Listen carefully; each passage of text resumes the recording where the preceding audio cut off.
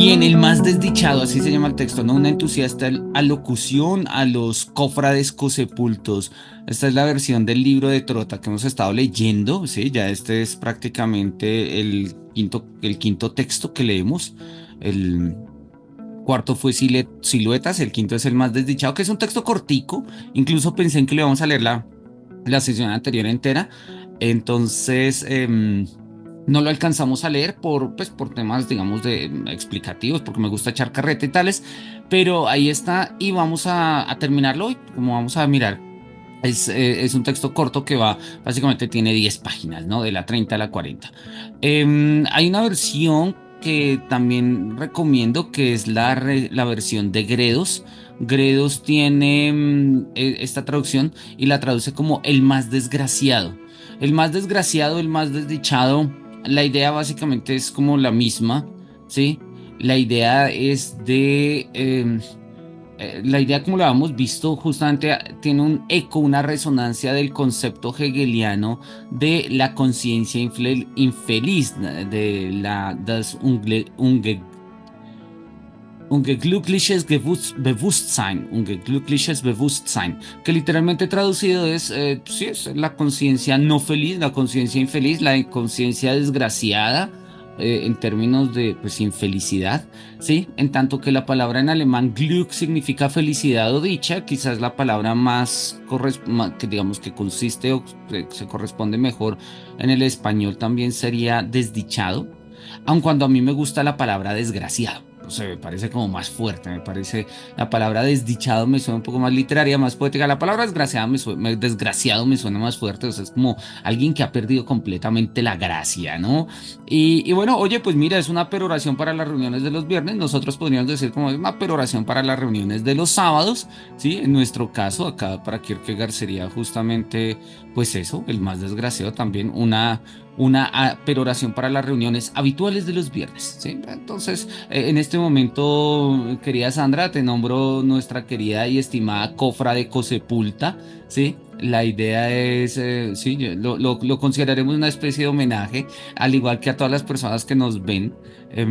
Sí, haríamos parte como de este grupo. Ya recordemos que ya en Siluetas, Kierkegaard había dedicado todo el texto en general a una reflexión de los cofrades cosepultos, y que desde el texto de Antígona, el texto de la tragedia en el mundo antiguo, también estamos hablando constantemente de esto. Lo habíamos mencionado la vez pasada y vale la pena recordarlo.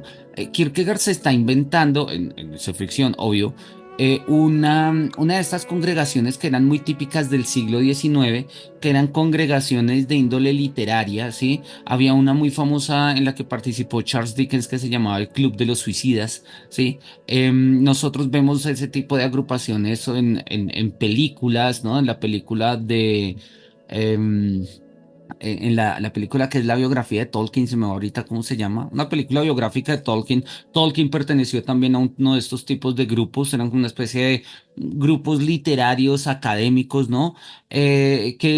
Perduraron un poco y todavía digamos que existen, pero en el siglo XIX eran muy común, era una moda muy, muy grande, y se reunían en cafés y en bar todas las semanas a hablar de sus textos, a hablar de nuevas ideas, nuevas publicaciones y todo ese tipo de cosas, ¿no? Digamos que Mutatis Mutandi se parece un poco a lo que hacemos ahora, ¿no? Entonces ya no nos reunimos en cafés, tenemos canales de YouTube, ponemos videos y algunos cuantos desdichados y desgraciados llegan a vernos, ¿sí? A otros desgraciados y desdichados que en las oraciones, en las reuniones habituales de los viernes o de los sábados estamos dispuestos acá a compartir nuestras historias y nuestras palabras, ¿no? Bien, entonces vamos a arrancar acá con esto, el más desdichado. Más desdichado, es un texto muy sugerido, muy sugerente de Kierkegaard. Habíamos leído la vez pasada la primera parte, y todo ocurre con una anécdota que pues es histórica, pues, digamos, pues, aparece en los diarios de Kierkegaard. Y a Kierkegaard le llama la atención, que es esta, ¿no? En algún lugar de Inglaterra había un sepulcro que no destaca ni por su esplendor monumento, sino por una triste inscripción, el más desdichado.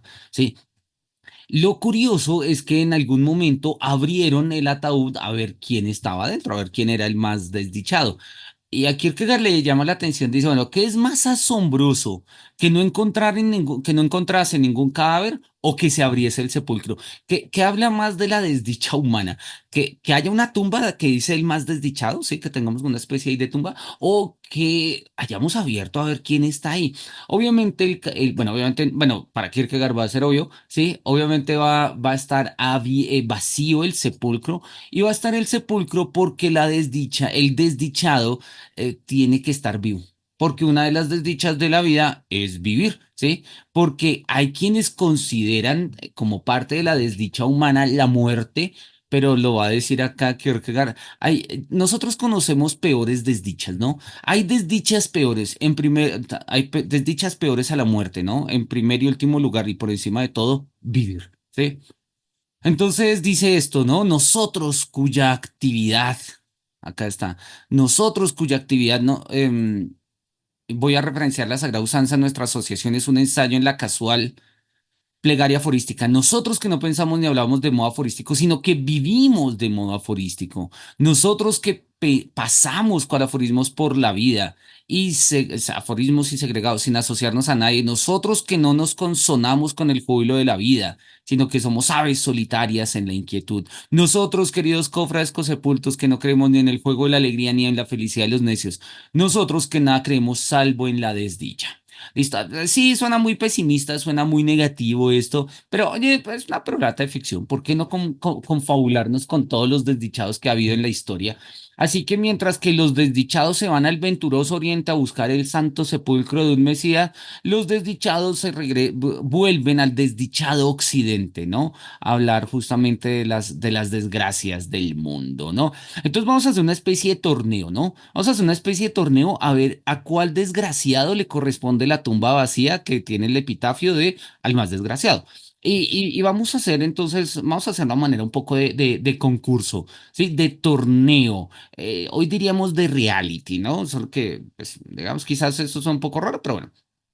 Entonces dice, mira, y no solamente, aun cuando vamos a poner a todos los vivos desdichados, vamos también a llamar a los muertos, aquellos que han vivido en la desgracia y en la desdicha, y hoy en día podríamos considerar como los más desdichados de todos. Y vamos a darnos cuenta quién es el más desdichado. ¿Quién es el más desdichado, no?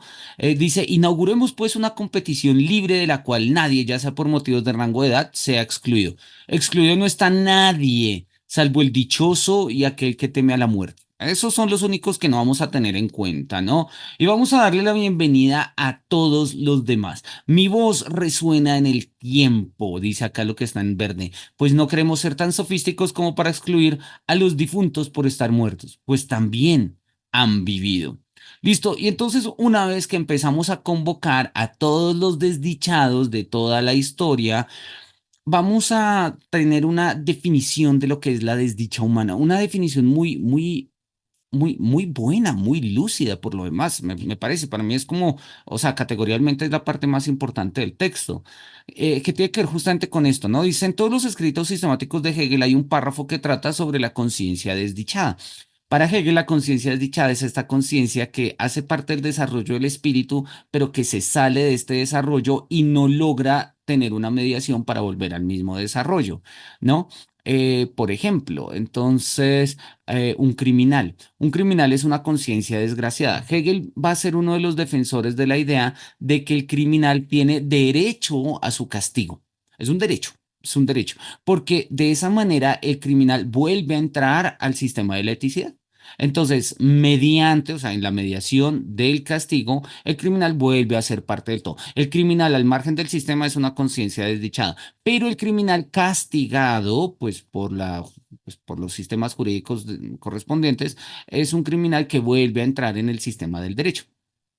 Más o menos eso es lo que pasa, ¿no? El pecador que está al margen de la iglesia y de Dios, pues son conciencias desdichadas, pero el pecador que hace penitencia y se confiesa, bueno, pide perdón de sus pecados, etcétera, vuelve a entrar en el sistema de la religión, ¿sí? Esto es la dinámica de la conciencia desdichada. Lo que pasa es que hay conciencias que no pueden volverse a reconciliar con el todo distintas circunstancias y razones de la subjetividad. Entonces quedan como conciencias desdichadas. Son conciencias al margen del todo, al margen de la historia, al margen de la sociedad, al margen de la vida. O sea, si tenemos que trazar como una línea de la historia entre el punto A y el punto B, en la historia de lo que ustedes quieran, la historia del amor, la historia de la vida, la historia de la felicidad, la historia de la alegría, la historia de la economía, pues las conciencias desdichadas están afuera. Nunca lograron establecer como estas mediaciones y pues obviamente pues van a sufrir, van a sufrir.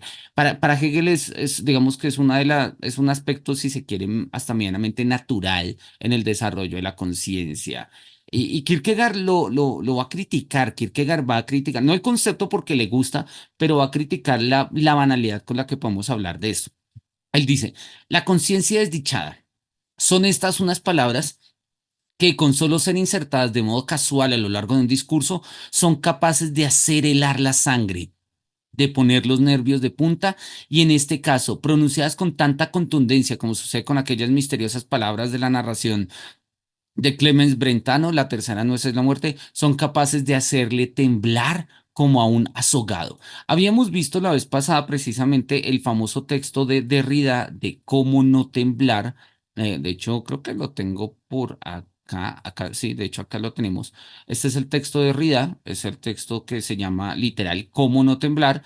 Es un texto bonito, sí, que ya han mencionado, y nos dice Derrida lo siguiente. Hay que temblar, no temblamos jamás lo suficiente cuando filosofamos, ¿no? No temblamos jamás lo suficiente cuando proponemos un discurso, una filosofía o una política del temblor. Hay que temblar. Y lo que Kierkegaard nos está diciendo es, no temblamos lo suficiente cuando hablamos de la conciencia infeliz, de la conciencia desdichada. No temblamos lo suficiente, ¿sí? Esto pone los pelos de punta, ¿sí? Claro, y Hegel lo dice así como, ay, sí, mira, hay conciencias desdichadas. Pucha, eso es tenaz y fácilmente puedo reconocerme yo como una de ellas y decir, sí, claro, y todos nuestros cofrades cosepultos y todos los que nos dedicamos hoy en día a la filosofía y todos los que estamos dando vueltas por ahí tratando de encontrarle sentido a las cosas, alzamos la mano y decimos, sí, presente, no es que me sienta desdichado, es que me reconozco como una conciencia que no logra la mediación con aquellas cosas con las que quiere mediar, ¿sí? Y pues nos encontramos al margen de aquella historia que nos define y la cual quisiéramos participar. ¿Sí? Desde trabajos estables, relaciones socioafectivas y de ahí para adelante todas las desdichas que podemos poner, ¿no? Entonces dice Kierkegaard, ¿sí? Esta palabra nos debería hacer temblar como, como a un azogado, ¿no? Como alguien castigado, como alguien que está siendo torturado incluso. Ah, dichoso aquel que no lleva más tarea entre manos que escribir un párrafo al respecto. No, pues chévere Hegel, que dice, ay, sí, existen personas desdichadas. Sí, pues bienaventurados por ellos, pero nosotros no. Y aún es más dichoso el que es capaz de escribir el párrafo siguiente. Claro, hablamos de la desdicha y luego seguimos, ¿no? El desdichado es aquí el que tiene su ideal, la enjundia de su vida, la plenitud de su conciencia en su ser propio de algún mundo, de algún modo fuera de sí. El ser del desdichado no está en sí mismo, no está centrado, está descentrado. Plessner va a hablar precisamente, oye, esta es una buena idea, valdría la pena escribirla. Vamos a poner acá la referencia y con eso la voy a tener acá. Plessner va a escribir un concepto. Plessner es un filósofo muy importante del siglo XIX, alemán, no muy conocido en español, pero sí, pero pues ahí está, confrontar Plessner. Él insiste en que él trata de hacer una especie de antropología biológica del ser humano, Plessner, y él muestra cómo el ser humano, de una u otra forma, es un animal excéntrico. O sea, su centro se encuentra fuera de sí. Y por eso los seres humanos buscan su centro en cosas fuera de su nivel orgánico. ¿Sí? Lo buscan en el arte, en la cultura, en el derecho, en la religión, en la arquitectura, en los distintos sistemas culturales en general. Y es un poco lo que va a mostrar Kierkegaard. Ahora, para Kierkegaard no se trata simplemente de eso, porque en el fondo esta es una propuesta hegeliana, ¿sí? La desdicha de mi propia autoconciencia se reconcilia a través de objetos exteriores con ella misma y pues nosotros seguimos en el plano superior del desarrollo del espíritu. Para Kierkegaard el asunto es este, el desdichado está siempre ausente de sí mismo, nunca está presente en sí mismo. Parece que uno puede encontrarse ausente o bien por estar en el pasado o por estar en el futuro. Dicho en otros términos, el desdichado o la desgracia consiste para Kierkegaard en estar en no poder vivir el presente. O estamos anclados en el pasado o estamos anclados en el futuro. Resulta pues que el desdichado está siempre ausente, pero cuando uno está ausente puede estar en el tiempo pasado o en el tiempo venidero. Y en este sentido, vamos a hablar de dos tipos de desdichas, lo que él llama la desdicha por la expectación, o sea, una desdicha por el futuro y una desdicha por el recuerdo. La expectativa nos hace vivir en el futuro y no en el presente. El recuerdo nos hace vivir en el pasado y no en el presente. Y si bien reconoce Kierkegaard cómo la expectativa del futuro puede hacerse presente y hacer presente cosas bonitas, lo mismo pasa con el recuerdo, digamos, la vida en el recuerdo puede traer a colación cosas bonitas del pasado al tiempo presente y causarnos alegrías. Pero es que la desgracia no está ni en la expectación ni en el recuerdo. La desgracia, la desdicha, está justamente en habernos perdido en estos extremos. En habernos perdido en estos extremos. Cuando una individualidad, habiendo perdido el recuerdo o no teniendo nada que rememorar, no quiere convertirse en expectante, sino seguir rememorante, tenemos una formación propia de los desdichados. Cuando los recuerdos del pasado, valga la redundancia, no me motivan a abrirme a una expectativa del futuro, se abre justamente el escenario de la desdicha. Ahí está. ¿Sí? Estoy tan anclado en el pasado que no hay nada que esperar del futuro. O al contrario, ¿no? Estoy tan anclado en las expectativas del futuro que no hay nada del tiempo presente ni del pasado que las vaya a satisfacer. Entonces, quedo ahí como en eso. La desdicha humana consiste en vivir a destiempo, en vivir a destiempo. Y va a ser una experiencia que va a tener también, que Kierkegaard la va a compartir Nietzsche, y eso queda claro en la figura de Zaratustra. Zaratustra como profeta del superhombre, ¿sí? Es una persona que vive a destiempo. Lo dice el aforismo 125 de la Galla Ciencia del Loco, ¿no? Ese debe estar por ahí en internet muy rápido. 125 Galla Ciencia. Em, Miremoslo por acá.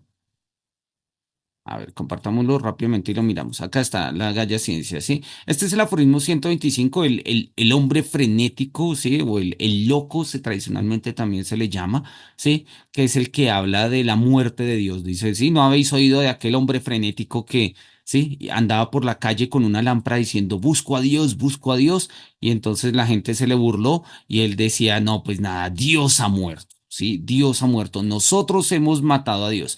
La gente no lo entiende y él al final va a decir lo siguiente, ¿sí? Luego, llegó demasiado pronto, mi tiempo todavía no ha llegado. Este enorme acontecimiento aún está en camino y deambula, aún no ha penetrado en los oídos de los hombres, ¿sí? Esta acción les está todavía más lejana que los astros más lejanos y sin embargo ellos mismos la han llevado a cabo.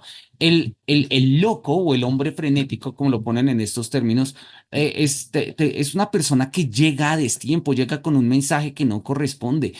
Podríamos caracterizar y pensar justamente esta figura de Zaratustra en términos de la desgracia kierkegaardiana, de la desdicha kierkegaardiana. Y si nosotros miramos los últimos capítulos del Zaratustra, este ser festivo y casi que de luz y celebrante de la vida, muestra un poco su faceta desdichada en este sentido, en no poder llegar a llevar a cabo aquello de lo cual él ha estado hablando. Al final de cuentas, pues el Zaratustra no es el superhombre, es el profeta del superhombre, y eso lo hace pues que llega a destiempo respecto al superhombre. Sí, lo mismo le pasa acá al loco, ha llegado demasiado pronto. Y lo mismo le va a pasar pues al desdichado kierkegaardiano que vive por fuera del tiempo, vive por fuera del tiempo.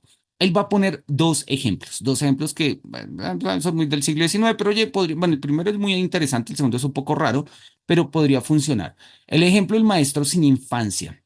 Dice, mira, imaginémonos a un maestro que ha tenido una infancia genérica del promedio normal, nada raro, ¿sí? O sea, tan genérica que realmente pues, no ha sido significativa, ¿sí? De tal manera que cuando llega a ser maestro, ¿sí? Pues empieza a darse cuenta de las bondades de la infancia y de lo bonito que es de la infancia, pero al darse cuenta que no ha tenido una, ¿sí? Pues sufre y quiere vivir su infancia, una infancia que ya no tiene, ¿no? Dice, por ejemplo, ¿sí? Después de convertirse en maestro de niños, hubiese descubierto todo lo bello que estriba en la infancia y quisiese poder rememorar su propia infancia, volver la mirada hacia ella sin cesar. Entonces, qué duda cabe de que este sí sería un ejemplo muy adecuado, ¿sí? De lo que es la desdicha. ¿sí? Un maestro de niños que jamás tuvo infancia. O sea, repito, o sea, no la tuvo desdichada, no fue una infancia horrible, pero tampoco fue una infancia sobresaliente, fue tan genérica que no la tiene, ¿sí? Y a tal punto que cuando él ve todo lo bello de la infancia, pues justamente quiere tener una. Y pone otro ejemplo, un agonizante. Dice, imaginemos un hombre, ¿sí? Que ha vivido, que hubiese vivido carente de las alegrías o de los placeres de la vida y que llegado el mismo instante de su muerte pusiese la vista en ellos. Supongo que no moriría, lo cual habría sido lo más afortunado, sino que resucitaría, aunque no por eso conseguiría revivirlo todo de nuevo. Una persona está agonizando, no ha vivido ni disfrutado de los placeres de la vida y en ese momento, en el momento de la agonía, descubre y dice, oiga, yo no viví, yo no gocé, ¿sí? Y en ese momento dice él, supongo que resucitaría, o sea, digamos, está muriendo, pero vuelve a vivir, pero no por ello va a volver a vivir todo lo que quería haber vivido. Entonces, quizás lo mejor habría sido que muriese con un poquito con la frustración, si se quiere, pero ya, o sea, no tendría que seguir viviendo con la frustración y la desdicha de la conciencia que implica no haber podido hacer todo lo que se quiso hacer, ¿sí? Y varios son ejemplos un poco raros, pero ahí está. Las desdichadas individualidades de la esperanza no tienen ese algo doloroso que tienen las del recuerdo. Las individualidades expectantes tienen un algo parecido más bien a una fausta decepción. Por ello, el más desdichado ha de ser siempre buscado entre las desdichas individuales del recuerdo. Él dice, entre las desdichas de quienes viven a futuro expectantes y quienes viven en el pasado rememorantes, solemos encontrar peores desdichas en los que viven rememorantes. Porque, y lo había dicho un poco antes, el futuro puede transformar un poco el presente, ¿no? O sea, cuando el futuro se hace presente, nos damos cuenta que tal vez nuestras expectativas eran muy amplias o muy chiquitas o podemos tener nuevas expectativas, pero es difícil tener nuevos recuerdos. Uno se aferra tanto a sus recuerdos y a sus memorias dolorosas, pasadas, felices o sí, trágicas, que al final pues podemos anclarnos allá y podríamos no salir. Mas prosigamos e imaginemos una combinación de sendas formaciones desdichadas en el sentido estricto, descritas en lo anterior. Veíamos que la desdichada individualidad expectante no podía hacerse presente a sí mismo por su esperanza, igual que la desdicha rememorante, ¿sí? Eso es lo que habíamos dicho y en eso consiste la desdicha, en que el desdichado o el desgraciado no se puede hacer presente a sí mismo porque o está siempre en el pasado o siempre en el futuro. La combinación solo puede formularse como sigue. Aquello que le impide hacerse presente por su esperanza es el recuerdo, y aquello que le impide hacerse presente por el recuerdo es la esperanza. Ello radica en el hecho de que, por un lado, continuamente espera lo que debería rememorar. Su esperanza se decepciona continuamente, y cuando eso sucede, el desdichado descubre que ello no se debe al hecho de que la meta quede aún más lejos, sino al hecho de haberla quedado atrás, al hecho de haber sido ya vivida o de que debería haber sido ya vivida. Y así el hecho de que debería formar parte del recuerdo. Claro, eso es una de las formas de desgracia más brutal y yo creo que es un poco la más presente. Vamos a ponerle acá un confrontar Coselec y ya explicamos esto.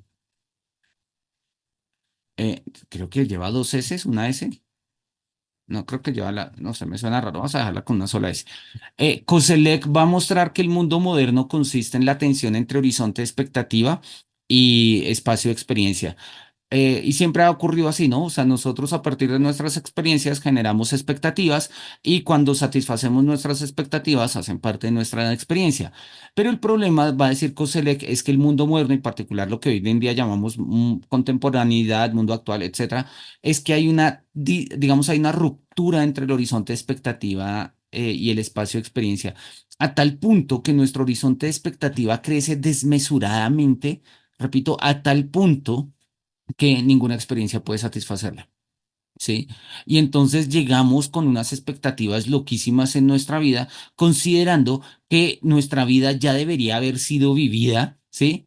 Y el hecho que no la podamos haber vivido constituye parte de nuestra desgracia. Es que uno a los 40 años ya debería tener trabajo estable. No es que yo ya a mi edad debería tener una familia consolidada. No es que yo ya a mi edad debería tener casa propia y un trabajo y una finca. Es que yo ya a mi edad debería haber desarrollado mis pasiones. Es que yo ya a mi edad debería. Sí, es esa sensación de haberme perdido precisamente entre mis propias expectativas de los recuerdos y entre mis propias expectativas y los fallidos recuerdos de las expectativas no logradas, justamente por ello, porque nunca las logré, entonces esa expectativa ya no es recuerdo porque ya no hace parte del pasado, pero sigue siendo una expectativa, pero ya no la voy a hacer, etc. Allí hay una ruptura de digamos, de nuestro hacernos presentes y hace que estemos completamente rotos.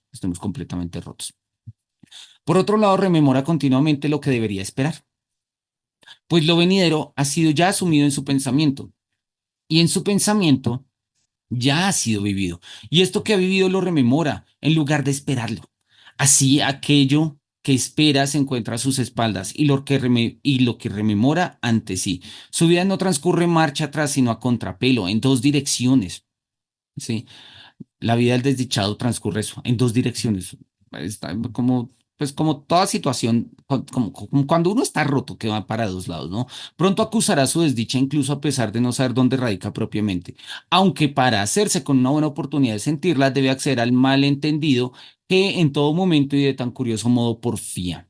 Disfruta haciendo uso diario del honor de ser tenido por alguien que está en sus cabales, aun sabiendo que si quisiese explicarle a un solo hombre cómo se explica que él sea quien es, lo declararían demente. Maravilloso, ¿sí? Sí, muchas veces si nosotros tuviésemos que decir por qué somos quienes somos y por qué hacemos lo que hacemos, nos declararían dementes de entrada, ¿no? O sea, como soy como soy para evitar el hospital psiquiátrico, ¿sí? O sea, digo lo que digo para evitar el hospital psiquiátrico. Y es que para trasnocharse, perdón, es que trasnocharse. Y es que es para trastornarse, pero él no lo hace. Y esa es precisamente su desdicha. Su desdicha es haber venido demasiado temprano al mundo y en consecuencia llegar siempre tarde. ¿Sí? O sea, vivir a destiempo. Esta es el quid de la desdicha. Es la forma de la vida a destiempo más radical. Ha llegado demasiado temprano y en consecuencia siempre va a llegar tarde. Se encuentra siempre a un palmo de la meta y al mismo tiempo lejos de ella. Descubre que lo que le hace desdichado, ya sea porque lo tiene o porque es así, es justamente aquello que años atrás le habría hecho dichoso porque no lo tenía. Su vida no tiene sentido alguno, como la de Anseo, de quien es costumbre decir que sobre él nada se sabe, salvo el hecho de haber dado pie al proverbio. Mucha distancia hay entre el borde del cáliz y el labio. Aquí hay una nota 9. Miremos cuál es esta nota. La nota nueva, 9, palabra de Apolonio de Rodas, acá está, sí, palabras que Apolonio de Rodas atribuye a Anteo, rey de Samos, y que con las que esté disponiendo a beber una copa de vino proveniente de una vid cosechada por él mismo, desafía al adivino que le había anunciado que no llegaría a beber lo suficiente para gozar del fruto de esta viña. Anteo posterga la bebida al oír que un jabalí merodea por sus campos y muere víctima del mismo. Bueno, ahí lo tenemos, sí, un poco la idea de Anteo, rey de Samos. Mira, listo, volvamos entonces acá. Íbamos acá adelante. Anteo dio pie a este proverbio. Vamos a poner acá esto un cuadrito. Me gustó la consideración kierkegaardiana. Vamos a ponerla por acá. Listo. Salvo el hecho de haber dado pie al proverbio, mucha distancia hay entre el borde del cáliz y el del labio, como si esto no fuese más que suficiente. Su vida no conoce sosiego alguno y carece de todo contenido. No es presente a sí mismo por el instante, ni presente por el tiempo venidero, pues lo venidero ha sido vivido, ni por el tiempo pasado, pues lo pasado todavía no ha venido. De este modo es acosado, como la tona, hacia la oscuridad de los hiperbóreos, hacia la luminosa isla del Ecuador, incapaz de venir a dar a luz por estar siempre parturienta, ¿sí? Y lo que nos va a decir es la alusión a la leyenda de Leto, madre de Apolo y de Artemisa, respecto a la cual Hera había prohibido que permitiese, se le había prohibido dar a luz, ¿no? Es uno de los mitos, es uno de los castigos que le pone Hera a una de las amantes de Zeus, ¿no? Que pues siempre va a estar en tensiones de parto y nunca va a dar a luz, ¿sí? Es precisamente un poco por, digamos, un poco lo que nos está mostrando.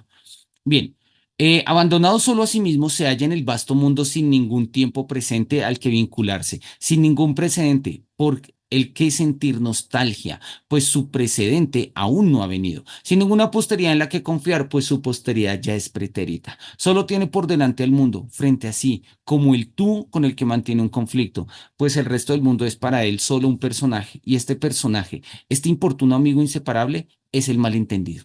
No puede envejecer, pues nunca ha sido joven. No puede rejuvenecer, pues ya ha envejecido.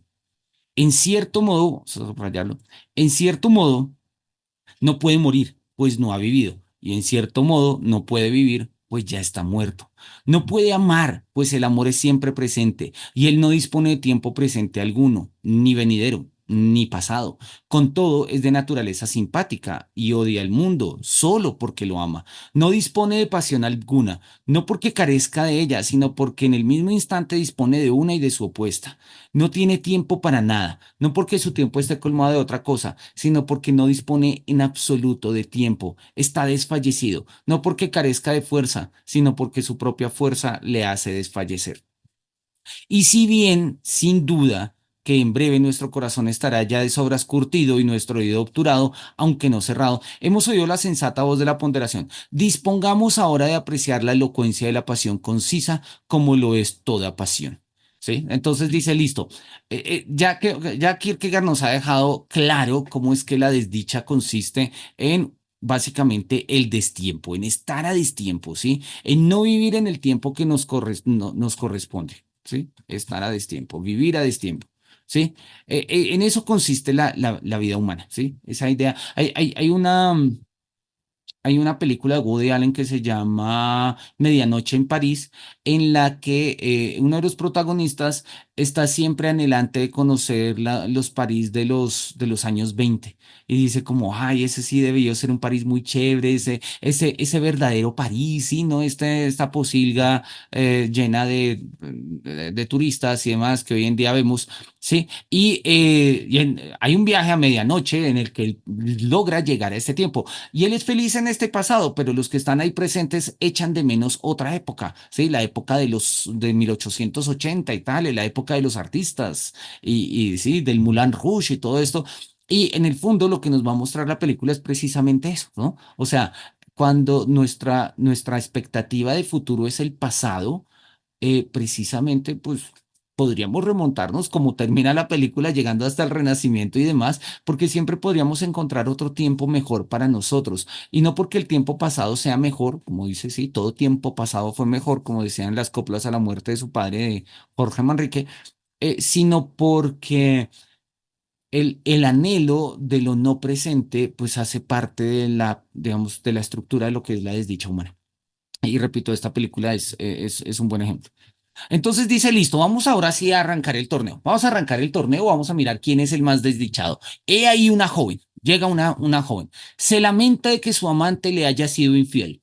Oye, acabamos de pasar por las tres siluetas, ¿no? Acabamos de pasar por María Beaumarchais, por Elvira y por Margarita. Podrían ser alguna de ellas o cualquier otra. Se lamenta de que su amante le haya sido infiel. Sobre esto no se puede reflexionar.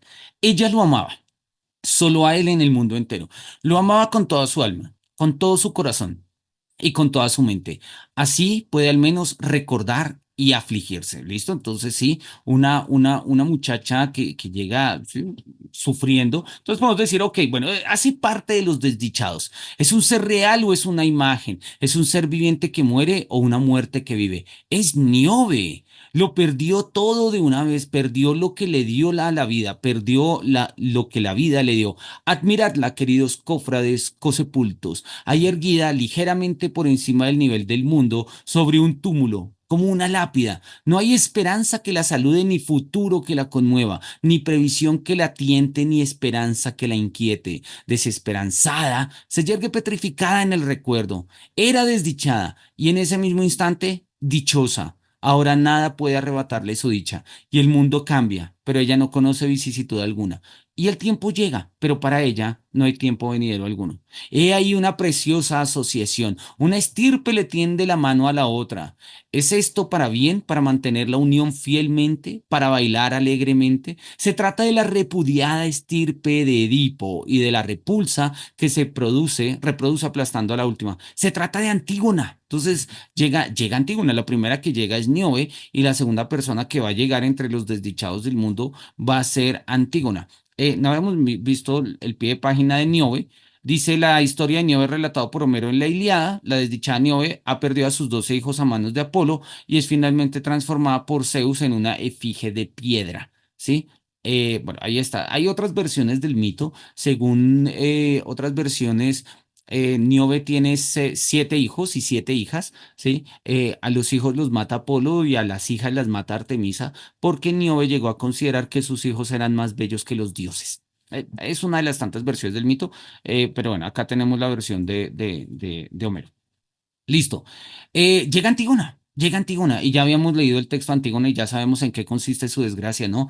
Eso sí, ella ha sido llorada. La pena de una estirpe basta para una vida humana. ¿Sí? La pena de una estirpe basta para una vida humana. Le ha dado la espalda a la esperanza, trocando su inestabilidad con la fidelidad al recuerdo. Sé feliz, querida Antígona. Te deseamos una larga vida significativa como un suspiro profundo. Ojalá ningún olvido te arrebate nada. Ojalá la diaria amargura de la pena te sea concedida en abundancia. Una vigorosa figura, pero no está sola. No, parece que tiene amigos. ¿Cómo es que acude aquí? O sea, ¿cómo es que llega una persona con amigos a un concurso de desdichados? Ah, sí, es Job, sí, es el patriarca de la pena. Se trata de Job. Claro, ahí está. Y ahora entendemos por qué viene con amigos, ¿no? Se trata de Job y sus amigos. Lo perdió todo, aunque no de un revés, pues el Señor quitó, quitó y quitó. Los amigos le enseñaron a apreciar la amargura de la pérdida pues el Señor dio, dio y dio, hasta una necia esposa como dote. Lo perdió todo, pues aquello que retuvo excede nuestro interés. Le corresponde veneración, queridos cofrades cosepultos, por sus canas y por sus desdichas. Lo perdió todo, pero todo había poseído. Sí, tenemos a Niobe, a Antígona, llegó Job al concurso el más desdichado, ¿sí? Su cabello ha encanecido, su cabeza se ha inclinado, su rostro ha palidecido, su alma se ha preocupado es el padre del hijo pródigo. ¡Wow! Sí, vean los que terminan. Están llegando acá las grandes figuras de la historia, digamos, son estos símbolos, ¿no? El papá del hijo pródigo, como Job, perdió lo que más quería en este mundo, aunque no se lo quitase Dios, sino el enemigo. No lo perdió, sino que lo pierde. No le ha sido arrebatado, sino que desaparece. No permanece en casa sentado junto al hogar, vestido de saco y cubierto de ceniza. Se ha puesto en pie. Y abandona el hogar, lo abandona todo para ir en busca del perdido. Alarga el brazo para agarrarlo, pero este no logra alcanzarlo. Grita tras él, pero su voz no logra atraparlo. Con todo, espera aún a través de las lágrimas, lo divisa aún a través de la niebla, lo recupera aún en la muerte. Su esperanza le carga de años y nada le mantiene unido al mundo, sino es la esperanza por la que vive. Sus pies están cansados, sus ojos vidriosos, su cuerpo busca reposo, su esperanza vive, su cabello es blanco, su cuerpo decrépito, sus pies se detienen, su corazón se quiebra, su esperanza vive. Ensalzadlo, queridos cofrades cosepultos. Él era desdichado. Sí, listo. Tenemos ahí otra figura. Vamos a irlas señalando, ¿no? Por un lado está Níobe, por otro lado decíamos que está Antígona, por otro lado vamos a tener acá a Job y ahora tenemos acá al padre del hijo pródigo. ¿Quién es esta pálida figura? Ahora llega alguien más. ¿Quién es esta pálida figura como la sombra de un muerto? Su nombre ha sido olvidado, muchos siglos han transcurrido desde aquellos días. Él era un jovenzuelo, estaba entusiasmado, iba en busca del martirio. En su mente se veía a sí mismo clavado a la cruz y el cielo abierto, pero la realidad le resultaba demasiado pesada y la exaltación se desvaneció. Negó a su Señor y a sí mismo. Quería levantar un mundo sobre sus hombros, pero acabó alzándose por encima del mismo. Su alma no fue aplastada ni aniquilada, sino rota su espíritu anquilosado, su alma sufrió una parálisis, ¿sí? No se le aniquiló, se rompió y quedó paralizado.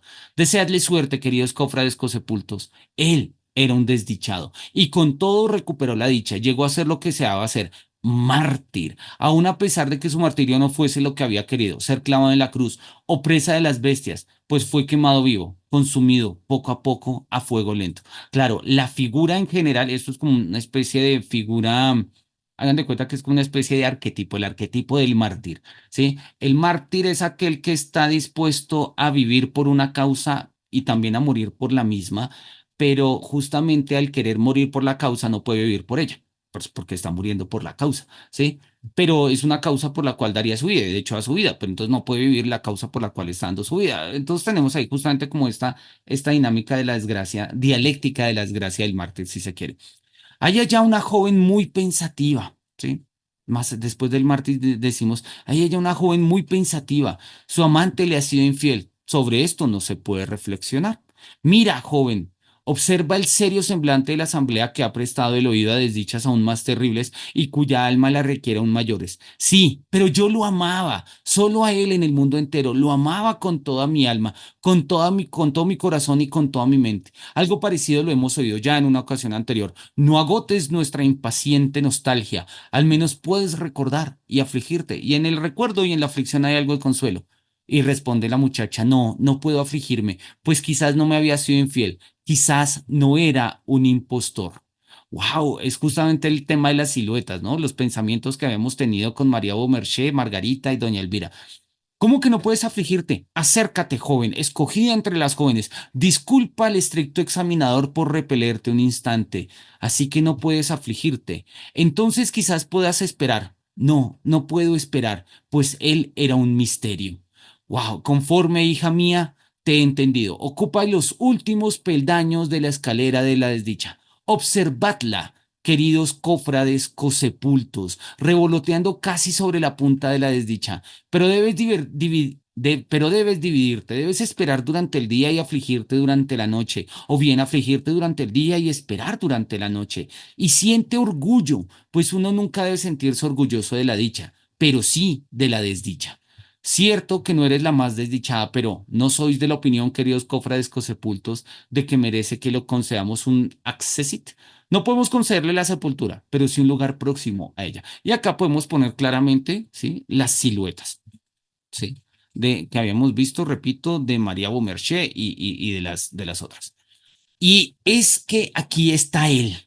Llega la persona, el más desdichado está llegando, ¿sí? El enviado del reino de los suspiros, el privilegiado protegido de los sufrimientos, el apóstol de la pena, el callado amigo del dolor, el desdichado amante del recuerdo, confundido en su recuerdo por la luz de la esperanza, desengañado en su desesperanza por las sombras del recuerdo. Su cabeza está aturdida, su rodilla está agotada y aún así solo reposa apoyándose en sí mismo. Está apagado y aún así, qué poderoso es. Sus ojos no parecen haber vertido, sino bebido muchas lágrimas, y aún así arde en su interior un fuego que podría consumir el mundo entero, y en su pecho no hay esquirla alguna de pena. Está encorvado y a pesar de ello, su juventud le augura una larga vida. Sus labios sonríen al mundo que no lo comprende.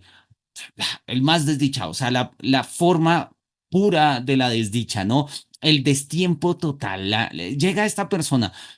Sí, ¿quién es? Bueno, vamos a mirar, ¿sí? Alzados, queridos cofrades sepultos, arrodillados, testigos de la pena en esta hora solemne. Te saludo, gran desconocido, cuyo nombre ignoro.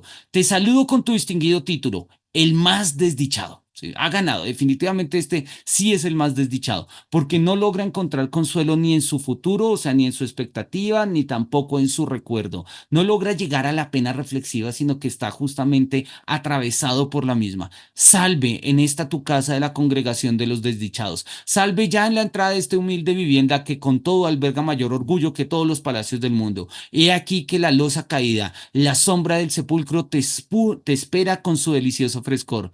Mas tal vez no haya llegado aún el momento. Tal vez sea el camino aún largo, pero te prometemos reunirnos aquí más a menudo para envidiar tu dicha. Entonces hemos encontrado al más desgraciado, al más desdichado, y lo estamos celebrando, le estamos diciendo, mira, definitivamente estás tú, ganaste, te lo mereces, este puesto es para ti, es tuyo, definitivamente tú eres el más desdichado, ¿sí? Y pues mira, todavía te queda una larga vida, porque si la vida que te quedara fuera corta, no serías tan desdichado. Pero este sepulcro es para ti, bienvenido. O sea, Tú vas a ocuparlo algún día y algún día vendremos acá a celebrar tu desgracia y a celebrar tu desdicha. Vamos, acepta nuestro deseo, un buen deseo. Ojalá nadie te entienda. Es el deseo que le damos entre los desdichados. Ojalá nadie te entienda y todos te envidien. Ojalá ningún amigo se te una. Ojalá ninguna joven te ame. Ojalá ninguna simpatía secreta intuya tu solitario dolor. Y ojalá ningún ojo escudriñe tu lejana pena. Ojalá ningún oído descubra tu clandestino suspiro. Pero si es que tu orgullosa alma repudia un deseo compasivo como este, si es que rechaza el alivio, entonces ojalá te amen las jóvenes, ojalá las embarazadas, en su angustia recurran a ti. Ojalá las madres pongan en ti sus esperanzas. Ojalá el moribundo busque en ti consuelo. Ojalá los jóvenes se te unan. Ojalá los hombres se fíen de ti. Ojalá el anciano se aferre a ti como a un bastón. Ojalá el mundo entero crea que estás en condiciones de hacerlo feliz. Ojalá. ¿Sí? Y que tengas una buena vida, tú, desdichado. Entonces, ya, o sea, si eso es lo que realmente quieres, si eso es lo que la manera de celebrar tu desgracia, pues dale, ten una vida buena, ¿sí? Y él dice, pero espérate, ¿sí? Pero ¿qué digo? ¿El más desdichado? Debería decir el más dichoso, ¿sí? Puesto que todo esto es justamente un regalo de la dicha que nadie puede darse a sí mismo. Y aquí que el lenguaje se quiebra y el pensamiento confunde. Pues, ¿qué es el dichoso sin, pues, qué es el más dichoso sin el más desdichado? ¿Y qué es la vida sino demencia, la fe sino locura, la esperanza sino un aplazamiento y el amor sino vinagre en la herida? Él desapareció y nosotros volvemos a encontrarnos en pie ante el sepulcro vacío. ¡Wow! Esto es maravilloso. Habíamos hecho un torneo a ver quién llegaba a ser el más desgraciado. Había pasado Niobe, llegó Job, llegó el papá del hijo pródigo, llegó Antígona, ¿sí? Llegaron nuestras queridas mujeres de la silueta, llegaron los desgraciados del mundo, hicieron su presencia, ¿sí? Y aún así podemos encontrar algún resquicio de consuelo, algún resquicio de dicha. Llega el más desdichado, definitivamente aquella persona que está rota, definitivamente aquella persona, como lo dice, sí, que es un amante del recuerdo, confundido por el recuerdo a la luz de la esperanza. Ahí llega. Y nosotros decimos, ahí está el más desdichado, ¿sí? Y entonces lo celebramos y le decimos, felicidades, ganaste. Mira, me encanta que hayas ganado de verdad. O sea, qué alegría que ya tengas el título del más desdichado. Pero espérate. O sea, si ganaste el título al más desdichado es porque hay dicha en tu desdicha. Y si hay dicha en tu desdicha, entonces pues acá el lenguaje se confunde y no puede ser el más desgraciado porque claramente pues eres el más desgraciado y el más desgraciado es ser el más en algo y este concurso sirve de mediación de conciencias desdichadas, entonces llegarías a ser completamente el más feliz, ¿sí? Y él lo dice, ¿no? Pero ¿qué digo el más desdichado? Debería decir el más dichoso, ¿no? Acá lo pone. De hecho, vamos a cambiarle el tono un poco a esto para ponerlo justamente en esos, digamos, para marcarlo, ¿no? Entonces dice, pero ¿qué digo el más desdichado? Debería decir el más dichoso. Vamos a ponerlo en un color diferente, vamos a ponerlo en un color, no sé, naranja puede ser.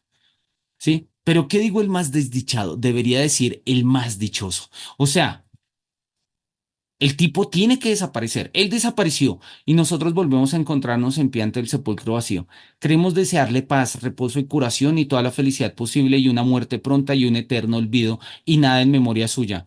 Y hasta que ni su conmemoración logre hacer desdichado a otro. Alzaos, queridos cofrades sepulto. La noche remite, el día emprende de nuevo su incansable actividad. Jamás, así lo parece, pesaroso por repetirse eterna y eternamente a sí mismo. Fin. Wow, o sea, el punto es que el más desdichado es una persona que vive a destiempo, pero el reconocimiento del destiempo sería una forma de tener tiempo, o sea, sería una forma de hacerlo presente. Reconocer al más desdichado como el más desdichado es una forma de hacerlo dichoso. Y entonces en este sentido, el más desdichado tendría que ser el más dichoso y entonces la tumba está condenada a estar siempre vacía porque la desdicha humana jamás puede decirse, ¿sí? O sea, en el momento en el que uno dice la desdicha humana en tiempo presente, ¿sí? Es cuando claramente nosotros la reconocemos y la elevamos a un nivel de pena reflexiva, como le habíamos dicho, y podemos encontrar consuelo, podemos resolverlo, podemos, como lo habíamos mencionado antes, resolverlo con una determinación de la voluntad y decir, ya voy a dejar de vivir en el recuerdo, ya voy a dejar de vivir en la expectativa. Pero la desgracia humana no llega a ese nivel de pena reflexiva, así que consiste en una vida de sufrimiento que jamás tiene el momento de tener como punto de anclaje el presente y por ende pues jamás puede resolverse en el presente, ¿sí? Y eso es lo trágico de las conciencias desdichadas. Eso es lo trágico de las conciencias desdichadas, que viviendo en la desdicha y sabiendo de la desdicha, jamás pueden reconocer su propia desdicha, pero la viven completamente, ¿sí? Entonces, acá lo tenemos, el texto del más desdichado, el más desgraciado. Es uno de mis textos favoritos de Kierkegaard. Además, la manera en que la que lo pone está escrito muy al estilo del siglo XIX. Sí, yo creo que se podría, hoy en día lo podríamos escribir en otros términos. Valdría la pena escribirlo en otros términos, poner otros desdichados en la historia. Sí, pero a mí me parece maravilloso el concepto de que la desgracia y la desdicha humana consista justamente en esta ruptura del tiempo, ¿sí? En que no podemos vivir ni demasiado en el presente, no podemos vivir en el presente porque vivimos demasiado en el pasado o demasiado en el futuro. Y esta ruptura temporal de nuestra existencia nos dispersa en ellas y pues simple y llanamente hemos perdido el presente y con él lo hemos perdido todo.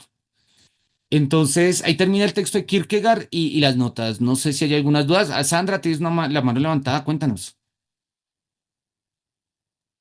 Sí, profesor. Bueno, primero, qué texto tan espectacular, o sea, qué locura de texto.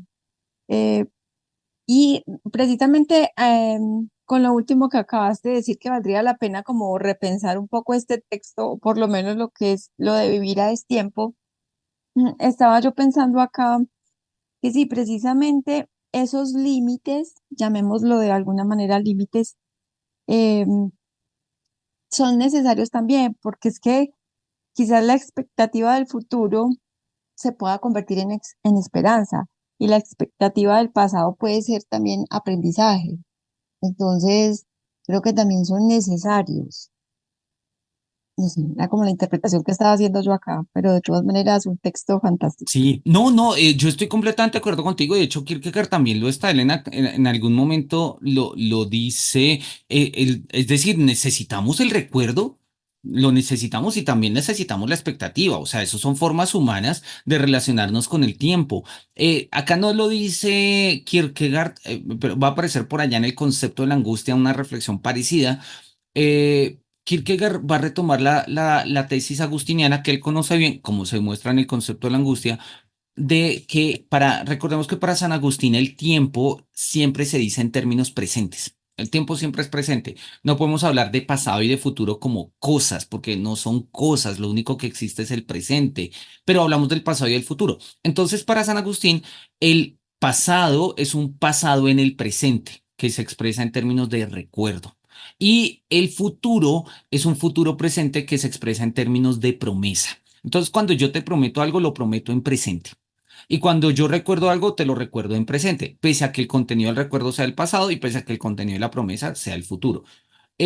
No, digamos que hemos dejado de hablar de promesa, hablamos de expectativa, sí, podríamos dejar de hablar del pasado, hablamos del recuerdo, hablamos del aprendizaje, sí, pero precisamente digamos que estos son horizontes de la experiencia humana. Pero ¿qué pasa? Y pasa, ¿qué pasa cuando nosotros nos quedamos viviendo justamente en estas formas, digamos, distemporales, válganme el neologismo, ¿sí? Por no decir atemporales, porque claramente pasado y futuro son temporales, pero están, digamos, no están en la presencia del presente.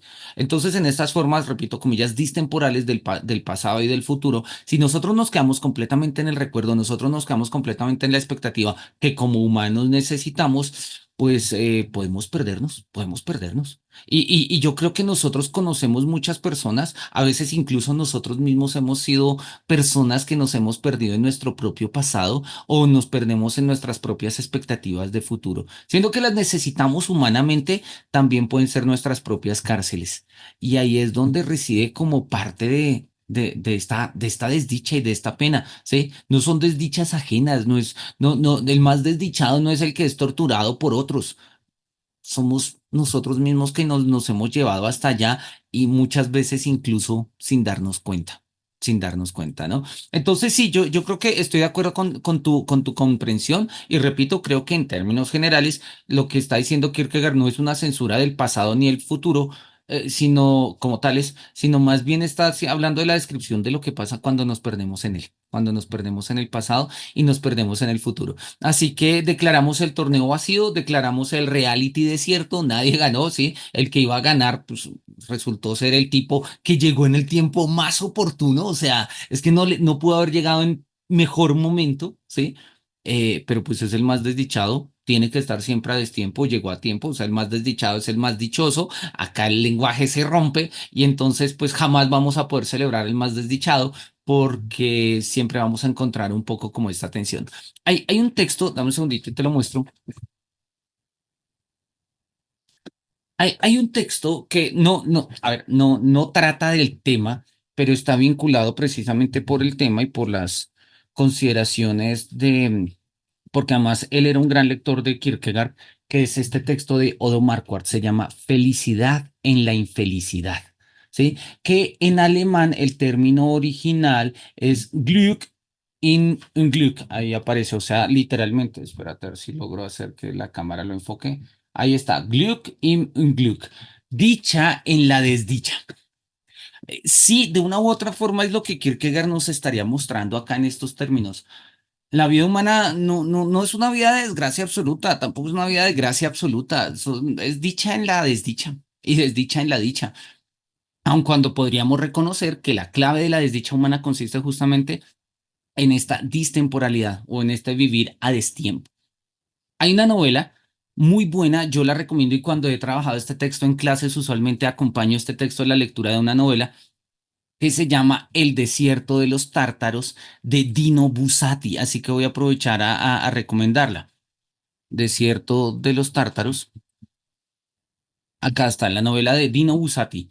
Es un texto maravilloso que trata pues está ambientada en un país ficticio, ¿sí? La trama sigue la vida del teniente Giovanni Drogo, ¿sí? Que básicamente él llega a una fortaleza que está esperando, es una fortaleza en el último rincón del reino, ¿sí? Donde están pensando que pues, había una idea de que iba a ocurrir una guerra y el tipo es un militar y el tipo siempre había soñado con la guerra y estaba ahí expectante y en algún momento lo van a trasladar y él dice, no, pero yo creo que la guerra va a llegar, ¿sí? Aun cuando a él no le gusta el espacio ni nada, y al final dice como, "Ah, ¿sabes qué? Me quedo acá, ¿sí? Y entonces él se va quedando, ¿sí? Él se va quedando en la fortaleza, pese a que él no quiere estar allí. Y pese a que él está expectante de cuando vaya a dejar de estar en la fortaleza y tenga una vida académica, una vida ilustre en la ciudad y se case y tenga hijos y todo ese tipo de cosas, ¿sí? Pero él se va amañando en la fortaleza con la expectativa del futuro de la guerra y una guerra que no llega. Y la gente le dice, pues la guerra acabó hace 300 años, ¿usted por qué todavía está esperando la guerra? Y él dice, sí, es cierto, está bien, no, la próxima vez me voy, pero la próxima vez se queda. Y entonces no vive ni sus expectativas de guerra, ni tampoco vive sus expectativas personales. Y en algún momento va a estallar la guerra y cuando va a estallar la guerra dicen, bueno, vamos a evacuar a los militares viejos y enfermos y lo evacúan a él. Y él entonces dice, como, pero yo estuve viviendo toda mi vida por este momento y cuando llega no lo puedo vivir y no viví la vida que quise vivir precisamente por vivir la vida que no pude vivir. Entonces, es una reflexión muy bella la del final de la novela y pues muestra precisamente esto. Muestra precisamente esto. Dicen que hay película, no la he leído, perdón, no la he visto. La novela me encanta, creo que hace parte de mis novelas favoritas, ¿sí? De la literatura. Y Dino Buzzati es un maestro en la escritura. Yo no lo conozco, lo conocí por esta novela y luego conocí unos cuentos de él. Tiene un cuento de una gota que va subiendo las escaleras, es una cosa maravillosa. Es un escritor italiano del contexto de la guerra muy bueno, muy bueno. Lo recomiendo totalmente. ¿Listo? Entonces, bien, vamos a dejarlo ahí. Yo creo que con esto ya terminamos. Hemos hablado de suficientes desgracias y con esto terminamos con nuestra sesión de hoy, nuestros queridos cofrades cosepultos.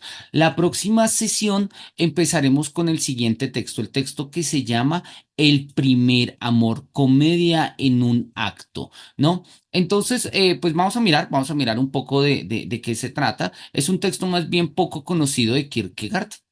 Sí, es un texto más bien poco conocido. Tiene tampoco, no es tan largo tampoco, tiene alrededor de unas 40 páginas, o sea, unas 20 hojas, pero es un texto, digamos, curioso. Es un texto por cuando menos curioso. Y pues vamos a hablar un poquito sobre estos textos y pues vamos a leerlo el tiempo que lo necesitemos.